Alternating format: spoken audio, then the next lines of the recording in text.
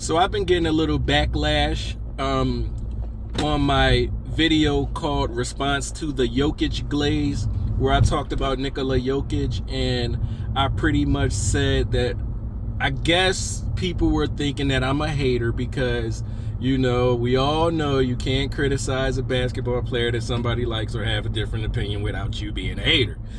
This is the LeBron James theorem, you know, must be a hater. The Soldier Boy theorem, don't be hating. Who else? Malibu's Most Wanted. It's just a typical childish response when people don't have an actual argument.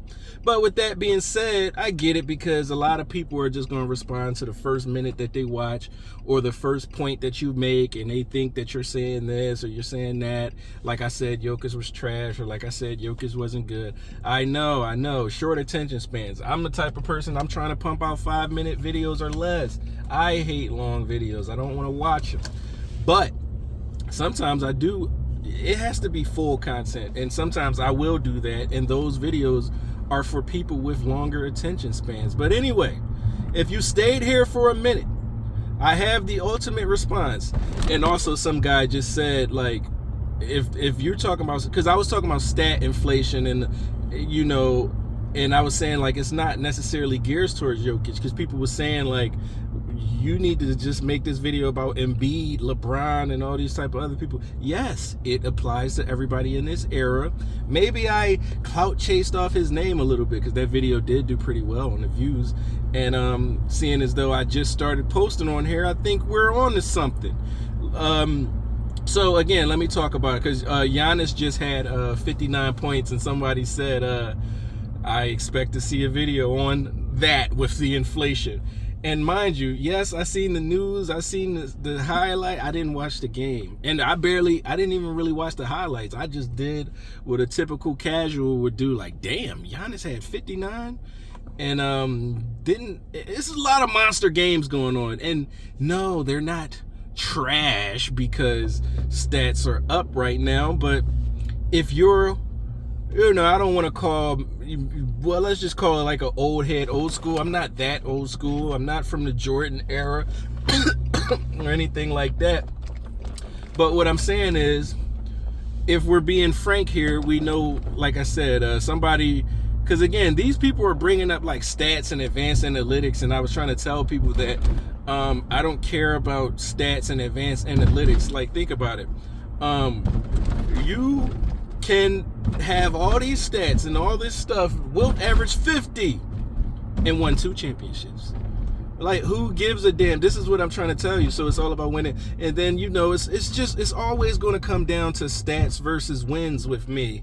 And then whenever you try to throw out the stats, I'm gonna say, did he win? Like, you know what I'm saying? So if we want to go beyond the stat versus wins things, I don't think there is any such thing as an individual accomplishment anyway, because even if you get a rebound, somebody had to miss the shot. If you score a bucket, so somebody probably passed it to you. If you get an assist, you passed it to your teammate, and your teammate had to score it. So that whole, wins is a team accomplishment and stats somehow are not, that's just bullshit to me. And then also, again, if you're so good, if these stats make you that good, they only made you that good, but they didn't make your team that good. Like, it just doesn't, so it's really pointless. But also, I'm not going to get into the game of digging up these stats, and I'll just watch the game, watch how it was, watch how it is now, and go on. I'm not doing that. I'm not even, you know, so the whole Giannis thing, I felt like in some type of way I did want to go watch the full game, or watch like the good highlights where they show like damn near like every bucket and stuff, and see what's going on there. I mean, he probably bust ass and killed, just like, again, Jokic probably destroyed in that game. Yeah, so if you want to call me, I'm the type of person, I'm going to watch a few games. I'll catch a couple games at a restaurant, a bar and grill, on TV, illegally streaming. I'm not sitting here watching and analyzing every game. No, this ain't that. But what I will tell you is this: I could look at somebody's eyes and see if they got heart. I could tune into a playoff series, don't even really know much about them, but once I see game 1, game 2, I'm looking at your face before the game, I'm looking at your face after the game, I can see what's going on. I can see what you know what I'm saying? I can see what you made of, and I can make a great prediction of if you're going to win. And on top of that, I only judge you after you win.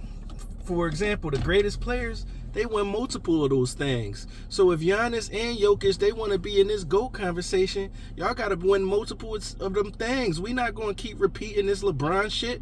I'm going to just tell you the truth. Go ahead, put up Wilt numbers and get your ass destroyed by somebody similar to Tim Duncan or Bill Russell, and you see if your name is up there. First of all, I already said this is what I think. Robert Horry is the GOAT. Robert Horry is the GOAT to me, because think about it. More wins than Kobe and Jordan, and not only that, his name is in every GOAT debate, ain't it?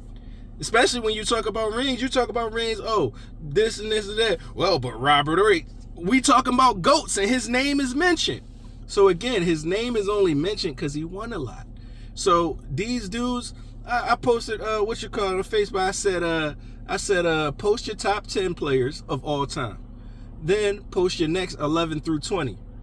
Keep going. Your top 10 is probably going to have more championships than the top 5. You got what you got? You got Bill Russell, you got Jordan, you got Kareem, you got LeBron, you got Kobe. Who else you got? You got them somewhere around your top 10. Shaq, Duncan, they somewhere around your top 10. KD, Curry, they're around your top 10, right?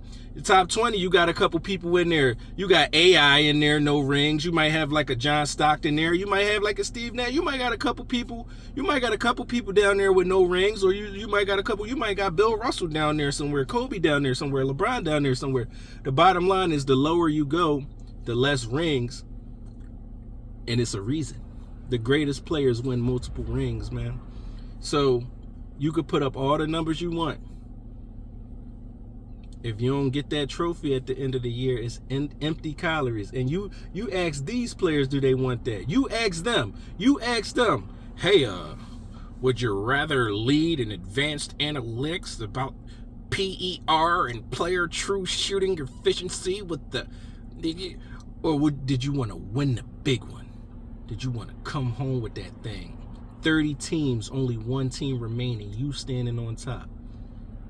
You know what they really want. You know what LeBron wants. You know what Jokic, you know what all of them really want. They just can't do it. So in the meantime, might as well make this thing look good. Or you can say, oh, I'm trying as hard as possible. Well, you tried as hard as possible. It didn't work. And last but not least, the league is rigged anyway. So I'm only talking about it in a context of as if it was real. You know, I'm just playing along with the game. If it's real, then that's what matters, winning, of course. And if you was that good, it would lead to wins. So, getting redundant, it's time to get off. I turned the heat on in here. I cleaned it up. I cleaned up the Jokic video.